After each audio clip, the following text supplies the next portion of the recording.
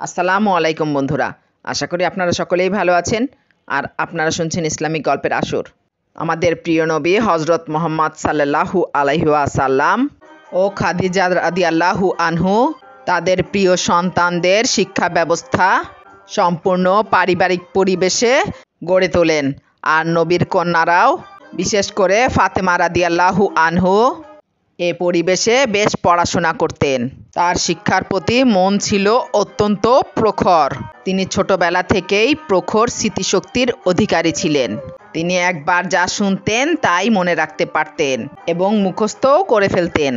হজরত ফাতিমা রাদিয়াল্লাহু আনহু 10 বছর উপনীত হলে তার মাতা হজরত খাদিজা ইন্তেকাল করেন। এতে ফাতেমা রাদিয়াল্লাহু আনহু শোকে মুহম্মান হয়ে পড়েন।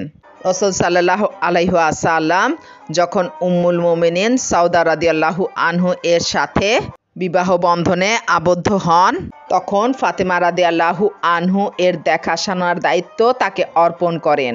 হজরত ফাতেমা রাদিয়াল্লাহু আনহুর যখন 15 বছর বয়স, মতান্তরে 20 বছর বয়স, তখন হজরত আলী রাদিয়াল্লাহু আনহু এর সাথে রাসূল সাল্লাল্লাহু আলাইহি ওয়াসাল্লাম হজরত ফাতিমা রাদিয়াল্লাহু আনহু এর সাথে বিবাহ দেন।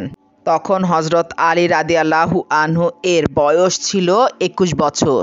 বর্ণিত আছে যে রাসূল সাল্লাল্লাহু আলাইহি ওয়াসাল্লাম এর প্রিয় কন্যা হজরত মা ফাতিমা রাদিয়াল্লাহু আনহুকে বিবাহ করার জন্য হজরত আবু বকর রাদিয়াল্লাহু আনহু ও হজরত ওমর ফারুক রাদিয়াল্লাহু আনহু রাসূল সাল্লাল্লাহু আলাইহি ওয়াসাল্লামের কাছে প্রস্তাব পেশ করেন। কিন্তু মহানবী হজরত মুহাম্মদ সাল্লাল্লাহু আলাইহি ওয়াসাল্লাম তাদেরকে এই বলে উত্তর দেন যে, আমি মহান আল্লাহ তাআলার নির্দেশের অপেক্ষায় আছি। সাইয়েদিনা হজরত আবু বকর রাদিয়াল্লাহু আনহু ও সাইয়েদিনা হজরত ওমর রাদিয়াল্লাহু আনহু পরস্পর আলাপ করছিলেন। আর আলাপের বিষয়বস্তু ছিল যে, আমরা সম্মানিত ব্যক্তিবর্গ ফাতেমাকে বিয়ের প্রস্তাব পেশ করেছিলাম, কিন্তু আমরা কেউই এ ব্যাপারে ইতিবাচক প্রস্তাব পাইনি।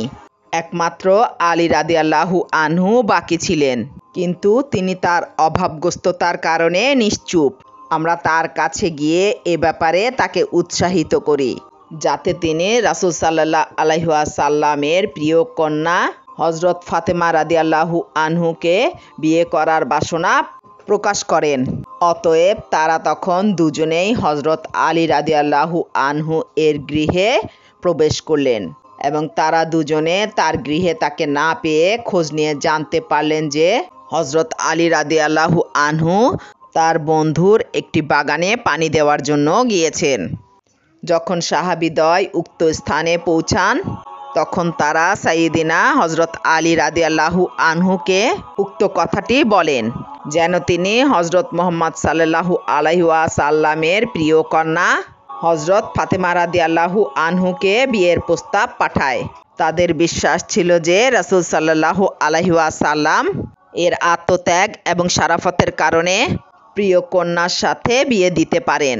হজরত আলী রাদিয়াল্লাহু আনহু শীর্ষস্থানীয় সাহাবীদের অনুপ্রেরণা পেয়ে হুজুরে পাক সাল্লাল্লাহু আলাইহি ওয়াসাল্লামের খেদমতে হাজির হয়ে হজরত ফাতেমা রাদিয়াল্লাহু আনহুকে বিবাহ করার প্রস্তাব পেশ করেন। তখন হুজুর সাল্লাল্লাহু আলাইহি ওয়াসাল্লাম তার প্রস্তাবে সম্মত হলেন। তখন হুজুর সাল্লাল্লাহু আলাইহি ওয়াসাল্লাম তাকে জিজ্ঞাসা করলেন, তোমার কাছে মোহর দেবার কি আছে? হজরত আলী রাদিয়াল্লাহু আনহু তখন উত্তর দিলেন, আমার নিকট একটি বর্ম ও একটি ঘোড়া আছে।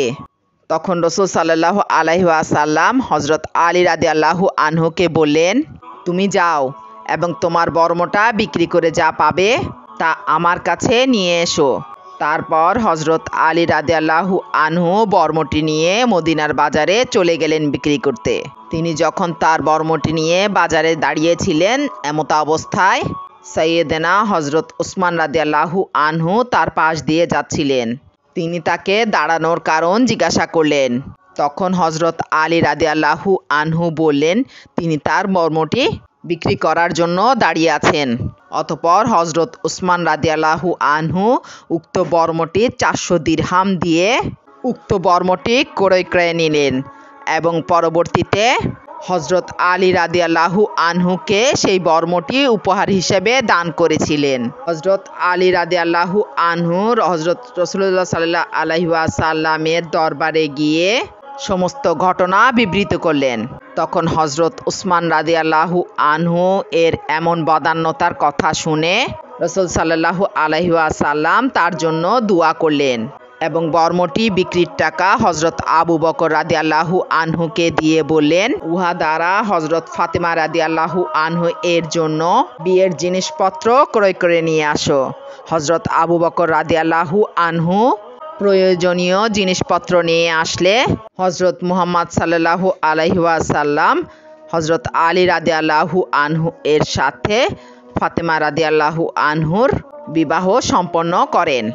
আমিরুল মোমিনিন হজরত আলী রাদিয়াল্লাহু আনহু বলেন, আল্লাহর শপথ, আমার দাম্পত্য জীবনে ফাতেমাকে তার মৃত্যুর পূর্ব পর্যন্ত কখনো রাগাইনি, আর কোনো কাজে তাকে বাধ্য করিনি, আর সেও আমাকে কখনো রাগায়নি আর কোনো কাজে আমাকে বাধ্য করেনি।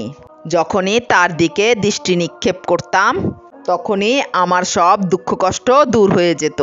হজরত ফাতেমা রাদিয়াল্লাহু আনহু এবং হজরত আলী রাদিয়াল্লাহু আনহু এর সংসারে 6 জন সন্তান জন্মগ্রহণ করে। তাদের মধ্যে ইমাম হাসান রাদিয়াল্লাহু আনহু এবং ইমাম হোসেন রাদিয়াল্লাহু আনহু ইতিহাসে বিখ্যাত হয়ে রয়েছেন।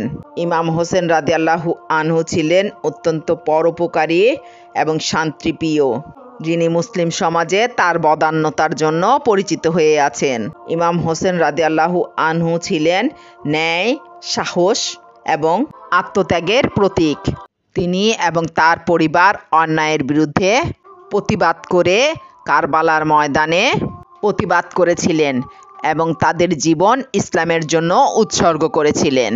তাদের 2 কন্যা জয়নব রাদিয়াল্লাহু আনহু ও উম্মে কুলসুম রাদিয়াল্লাহু আনহু ছিলেন তাদের মায়ের মতো ধার্মিক ও জ্ঞানী। হাদিসে বর্ণিত আছে, হজরত ফাতেমা রাদিয়াল্লাহু আনহু শুধুমাত্র একজন আদর্শ স্ত্রী ও মাতা ছিলেন না, তিনি ইসলামী শিক্ষা ও হাদিসের প্রচারে অবদান রেখেছেন। তিনি ইসলামের শিক্ষাকে শুধুমাত্র তার জীবনে সীমাবদ্ধ রাখেননি, বরং পরবর্তী প্রজন্মের জন্য তা সংরক্ষণ করে রেখে গেছেন।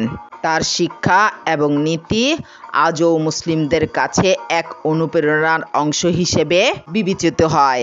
হজরত ফাতেমা রাদিয়াল্লাহু আনহু এর জীবনের প্রতিটি অধ্যায় ত্যাগ, আধ্যাত্মিকতা এবং গভীর ভালোবাসা মানবজাতির জন্য এক জীবন্ত শিক্ষা।